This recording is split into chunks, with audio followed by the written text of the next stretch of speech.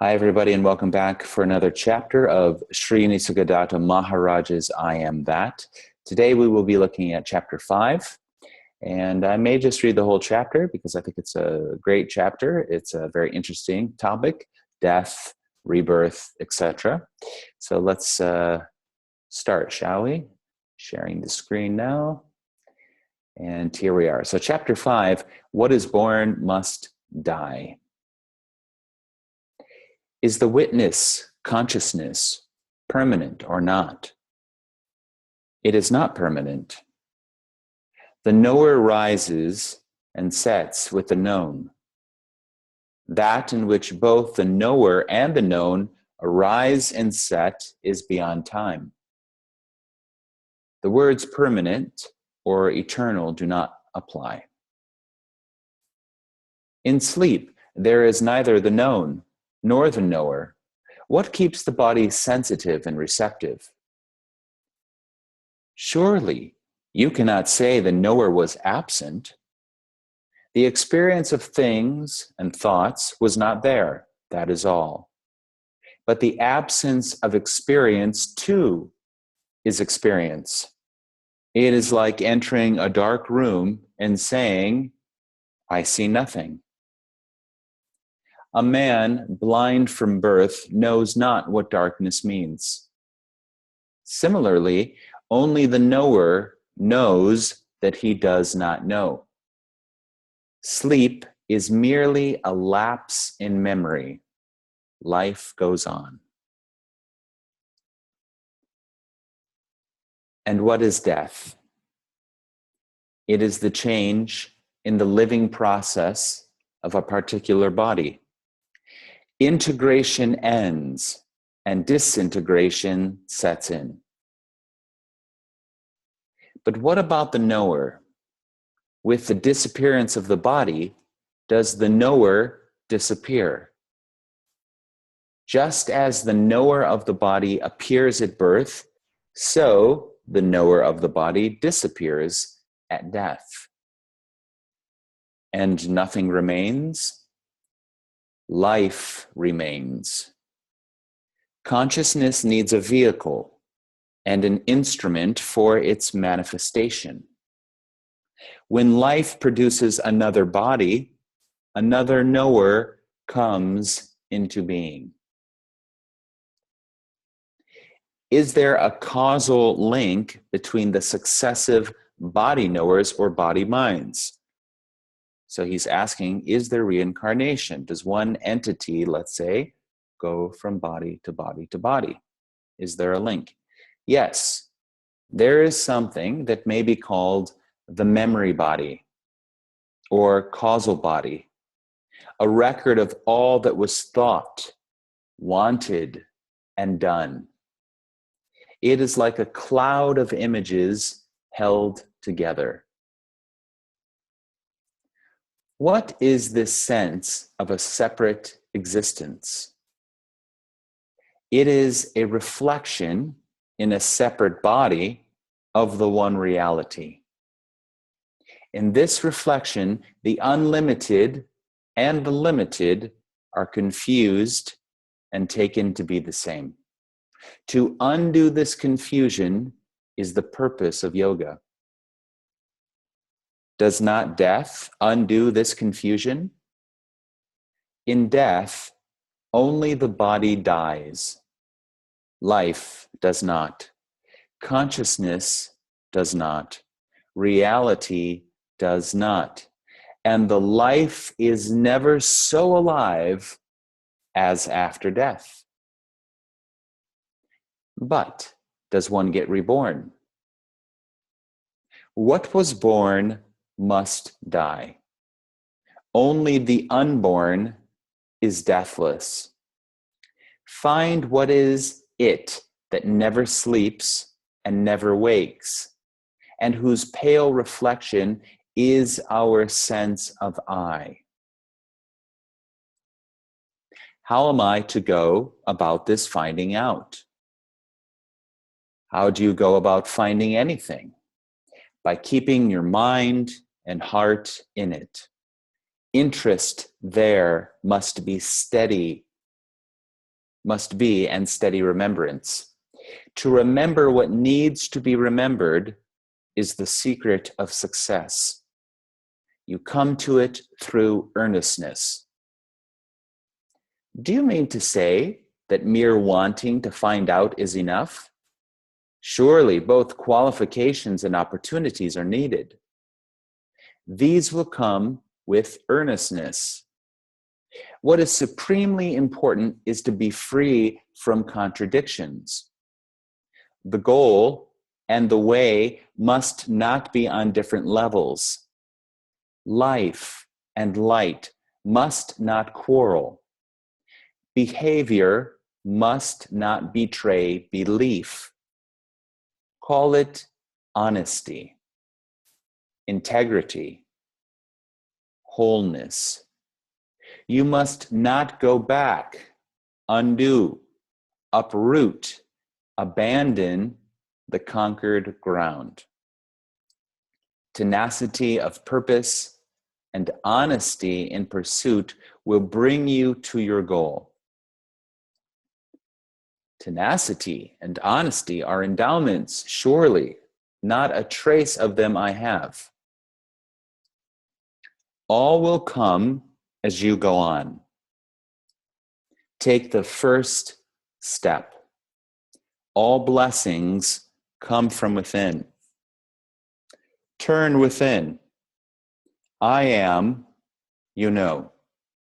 Be with it all the time you can spare, until you revert to it spontaneously. There is no simpler and easier way. Great. So just sit with that for a moment. Which parts of that chapter jumped out at you? Which parts of that chapter resonated most with your heart?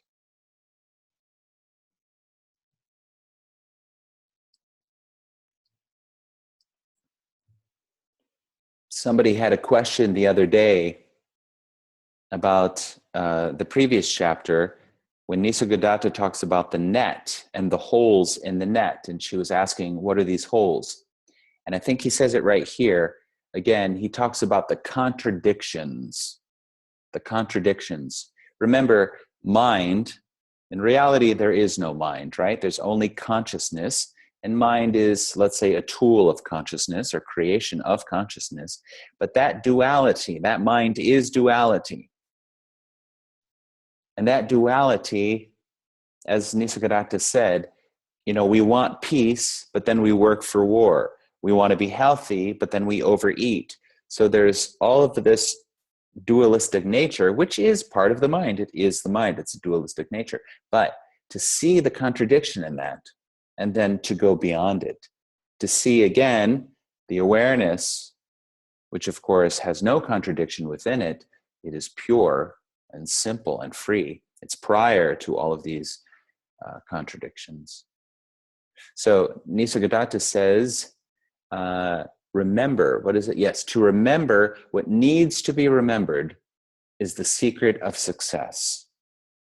To remember what needs to be remembered. So throughout your day, just a gentle reminder of the truth.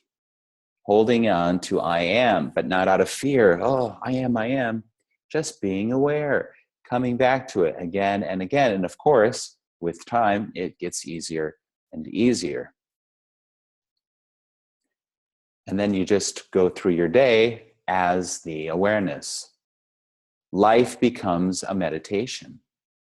Everything is just consciousness appearing and disappearing. But ultimately, you are not that. Ultimately, you are even beyond the awareness, which is aware of the changing consciousness. But of course, Nisargadatta, he's so practical. He's so earthy. He says, look, just take the first step. You can only be where you are, he says somewhere else, right? All will come as you go on. If you have that desire, for truth, for liberation,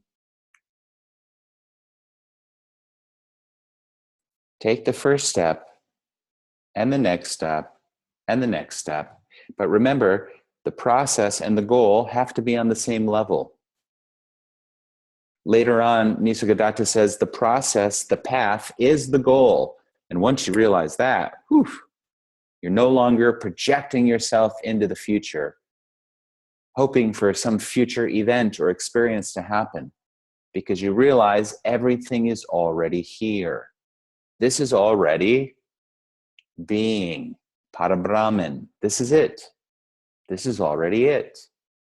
So remembering this is also the key to success. Don't kid yourself, not even in the slightest, to think that you have to go do something or achieve something or become something in the future, because you are that. That is the title of the book. I am that. That is true for all of us, and that is that.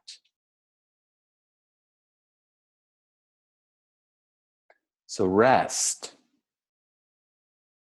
Be awake. Be aware. But rest. Be alive. Allowing the dynamic intelligence and creativity to do its thing. Be discerning. But rest. Nothing to do. Nowhere to go. No one to be. Nothing to achieve. Just start here. I am. Not I am this or I am that. Simply I am. Aware of the aliveness, the energy, the consciousness, the changing thoughts, changing feelings.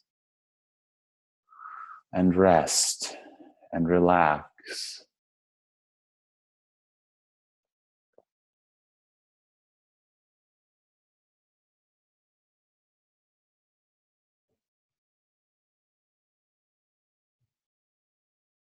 And everything gets quiet. Sitting at the bottom of the ocean. This is wholeness already. This is liberation already. God is what is.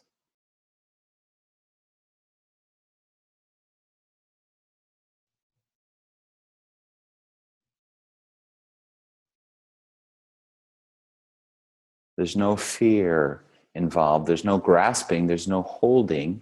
There's no need to hold on to that which you are, because you can only be what you are. It's more about a letting go, actually, of that which you are not.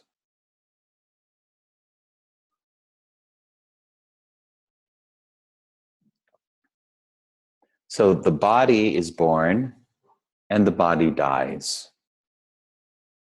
But life has no opposite, as Eckhart Tolle has said. The opposite of birth is death. That's for the body. Those are the opposites. But life itself is eternal. It doesn't have an opposite. It is.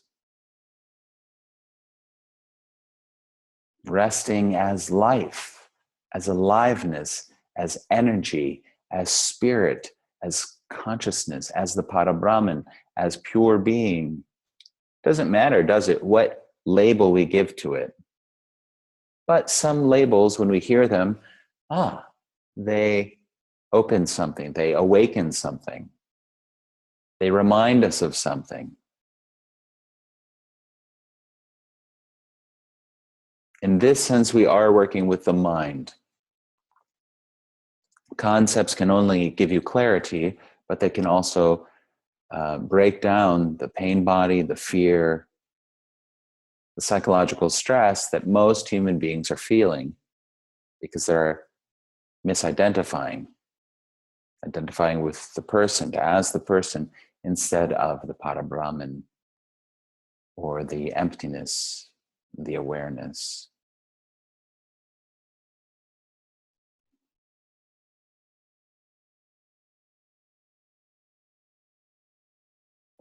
All will come as you go on. But start here. You can only be here. All there is here and now. The path is the goal. So stay in this moment. Everything is present in this moment. This is already nothing appearing as everything, the absolute appearing as the relative. Here, now, always, already. Take the first step. All blessings come from within. Turn within. I am, you know. I am is all you know. Be with it all the time you can spare, until you revert to it spontaneously. By the grace of God, some say, it just happens. There is no simpler and easier way.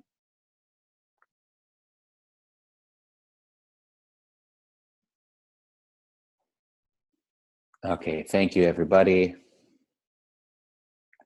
We'll see you at the next chapter, which you can see here, chapter 6, meditation.